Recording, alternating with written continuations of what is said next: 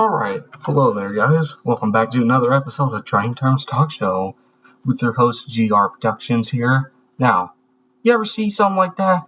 Yeah, those are 3 axles.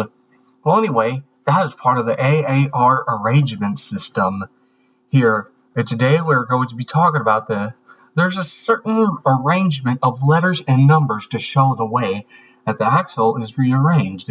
And that's exactly what we're going to be talking about today.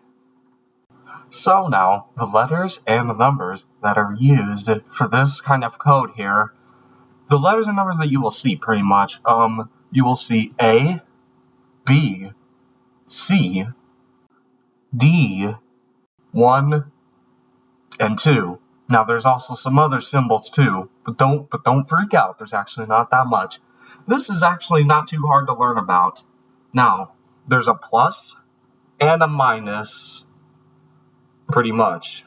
And that's all that you'll need to know, and I will tell you what those stand for in a minute, and then we'll just study it a bit. And now to start off with the letters here, the A equals 1 powered axle, the B equals 2 powered axles, and C equals 3 powered axles, and D equals 4 powered axles. Then now for the numbers.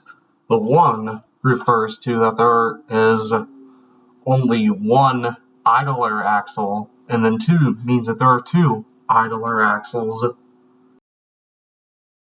And now it's time for the other 2 symbols, the plus and the dash.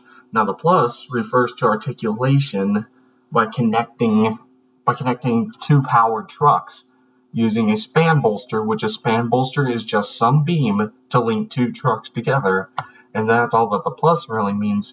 Now the dash is the symbol to separate 2 trucks on one locomotive.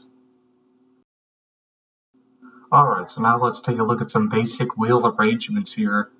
Here's one right here, C-C. Well, both of the C's mean that there are 3 powered axles, and the hyphen is separating them, or dash, or whatever. That's what that pretty much means, which for example is seen on the EMD SD70 series. Another example would also be GE's Evolution series, except for the ET44C4 and the ES44C4, in which the ET44C4 and the ES44C4 are equipped with A1A-A1A axles. Don't ask me why they look exactly the same as C-C, because I have no idea. No idea.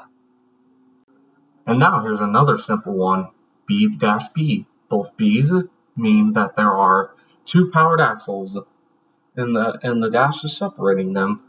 Example can be seen on EMD's GP or General Purpose series. And then there's also this one. Okay, that one's just made up. And now this one, A1A B plus B. Now the 2 A's mean that there's 1 powered axle, and then 1 means that there's 1 idler axle in a row, the front one, then the dash separating, and then the back one had 2 powered axles with the plus in the middle, which means that there's a span bolster connected to it. Now this arrangement is probably not heard of very often. Well, that's because it was only used on one single experimental locomotive called the EMD SDP-45. And now the other term, D-D, another wheel arrangement for our last example of the episode. Remember, the D means there are 4 powered axles, just like on this unit here, the DDM-45, owned by EFVM. It is a foreign railway. The DDM-45 does not operate around here, but instead operates around in Brazil, I believe. It is a foreign unit made by EMD. Note, this is also a narrow gauge unit too. There are plenty of other wheel arrangements to go over. There are a total of 41 wheel arrangements, and then there's 37 more that you guys can look up for yourself if you are wondering about them. Now that you know what everything stands for, you all should be able to figure out what the rest of this stuff means. right here, so you can look this up for yourself and adventure around on the internet of trains. This episode has not been the longest at all, and I tried to make it a good time, but this is the best that I could come up with. But for those of y'all who watched the whole thing, and I just want to say thanks for watching this video. Consider subscribing to learn more about trains and to see rail fanny videos and gaming content. Till next time, I will see you all later, and GR Productions is out.